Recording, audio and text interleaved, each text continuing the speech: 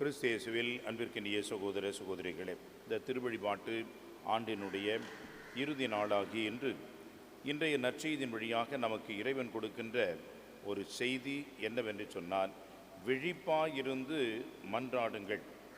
எப்படியெல்லாம் நாம் விழிப்பாயிருக்க வேண்டும் என்பதை ஆண்டவர் நற்செய்தியிலே நமக்கு இன்னும் விளக்கமாக சொல்கின்றார்.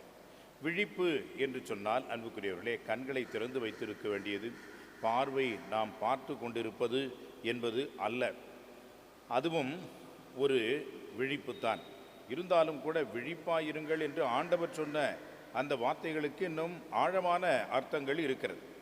என்ன அந்த ஆழமான அர்த்தம் என்று சொன்னால், நாம் அனைவரும் இந்த உலகத்தில் இருக்கின்றோம் என்பதை முதலிலே புரிந்து கொள்ள வேண்டும். இந்த உலகத்திலே நாம் வாழ்கின்ற பொழுது நாம் என்ன நினைக்கின்றோம்? இந்த உலகமே எல்லாம் என்று நாம் நினைக்கின்ற பொழுது இந்த உலகத்தோடு நாம் இணைந்து போய்விடுகின்றோம், இந்த உலகத்தோடு ஒன்றாகி விடுகின்றோம். அப்படி என்றால் நாம் இந்த உலகத்தின் போக்கிலேயே நாம் போகின்றோம். இந்த ஒரு போக்கு என்பது நாம் கண்களை மூடிக்கொண்டு இருக்கின்ற ஒரு மந்தமான நிலை, எதையும் பார்க்காத கண்டுகொள்ளாத இருக்கக்கூடிய ஒரு வித்தியாசமான நிலை.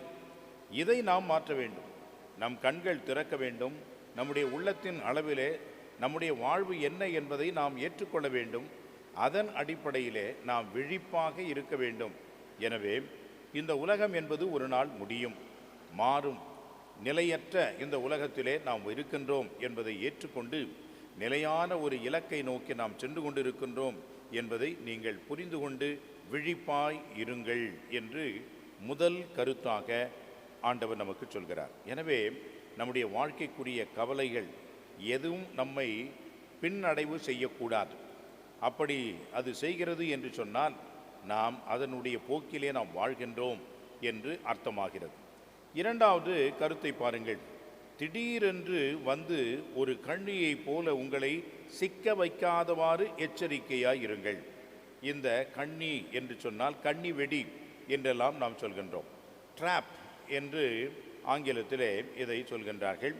இது எதற்காக வைக்கிறார்கள் என்று சொன்னால், ஒருவரை பிடிப்பதற்காக, அழிப்பதற்காக, குறிப்பாக பறவைகள், விலங்குகள் இவைகளை எல்லாம் வேட்டையாடுவதற்காக இந்த கண்ணியை வைப்பார்கள். அது அந்த விலங்குகளையோ பறவைகளையோ அல்லது மனிதர்களையோ சிக்க வைப்பதற்காக அது வைக்கப்படுகிறது. அடிக்கடி நான் ஒரு படகு அர்ச்சிப்பதற்காக, மந்திரிப்பதற்காக நான் செல்வேன். அந்த படகிலே பார்த்தோம் என்று சொன்னால் மிகப்பெரிய ஒரு வலை, ஏறக்குறைய 5 கிலோமீட்டர் தூரம் தொலைவு செல்லக்கூடிய வகையிலே பெரிய வலைகள் எல்லாம் அவர்கள் வைத்திருக்கின்றார்கள். இந்த வலைகளிலே அவர்கள் என்ன செய்கின்றார்கள் என்று சொன்னால், கம்பிகளான ஒரு ஊசியை அல்லது ஒரு ஹூக் என்று சொல்லக்கூடிய கொக்கியை அங்கே அவர்கள் பொருத்தி விடுகின்றார்கள். இந்த கொக்கியோடு சேர்ந்து அந்த மீன்களும் அந்த வலையிலே மாட்டிக்கொண்டு வருவதை பார்க்கின்றோம். இதுதான் கண்ணி. அப்படி என்றால் இந்த மீன்கள் என்ன செய்கிறது? அந்த உணவுக்காக ஓடுகிறது. அந்த உணவை உண்கின்ற வேளையிலே அந்த கொக்கியிலே அது மாட்டிக்கொள்கிறது. அந்த மாட்டிக்கொண்ட அந்த மீனை என்ன செய்கின்றார்கள்? இவர்கள் பிடித்து விடுகின்றார்கள். இதுபோன்று நம்முடைய நிலை ஆகிவிடக்கூடாது. நாம் நீந்தி வருகின்ற இந்த உலகத்திலே அந்த நாள் அது ஒரு தீர்ப்பின் நாள். நமக்கு மிகப்பெரிய ஒரு ஆபத்தையும் சிக்கக்கூடிய ஒரு சிக்கலான ஒரு வாய்ப்பையும் நமக்கு அளித்து விடக்கூடாது. எனவே நாம் எப்பொழுதும் விழிப்பாய் இருக்க வேண்டும். எது எப்பொழுது நடக்கும், என்ன வரும் என்று நமக்கு தெரியாது. காலம் நாம் எதிர்பாராத நிலையிலே அது நமக்கு நிகழும், நடக்கும் என்ற வகையிலே நாம் விழிப்பாக இருக்க வேண்டும். எனவே இந்த கண்ணியிலே சிக்கக்கூடிய அந்த நபராக நாம் இருக்கக்கூடாது. எனவே விழிப்பு அவசியம். அடுத்த மூன்றாவது கருத்தாக பாருங்கள். அந்த நாள் இந்த உலகத்தில் குடியிருக்கோர் எல்லோர் மீதும் வந்தே தீரும். எனவே மானிட மகன் முன்னிலையில் நீங்கள் நிற்க வல்லவராய் இருக்க விழிப்பாயிருங்கள் என்று சொல்லப்படுகிறது. The last judgement.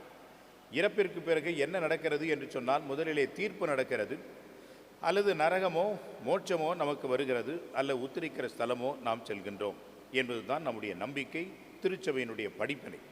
அந்த வகையிலே அன்புக்குரியவர்களே, இந்த நிகழ்வு என்பது இறைவன் முன்பாக நாம் தீர்ப்புக்காக நிற்போம்.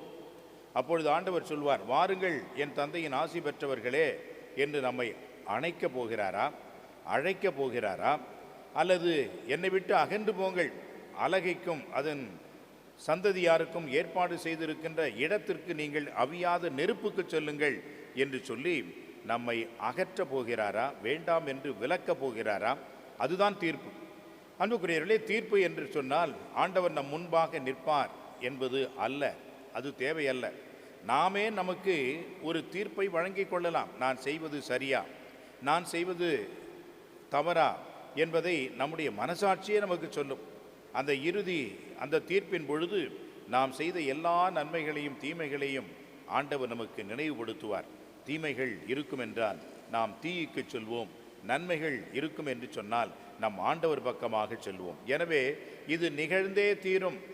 எனவே யாரும் இதற்கு தப்பிக்க முடியாது. எனவே விழிப்பாயிருங்கள் என்று 3 வகையிலே நாம் எப்படி விழிப்பாயிருக்கலாம் என்று சொல்லப்படுகிறது. முதலிலே, நாம் இந்த உலகத்தில் சார்ந்தவர்கள் வாழ்கின்றவர்களாக இருந்தாலும் உலகத்தின் போக்கிலே நாம் இருக்கக்கூடாது. இலக்கை நோக்கிய வாழ்வு நமக்கு உண்டு என்பதை அடிக்கடி நாம் நினைத்து பார்த்து விழிப்பாக இருக்க வேண்டும்.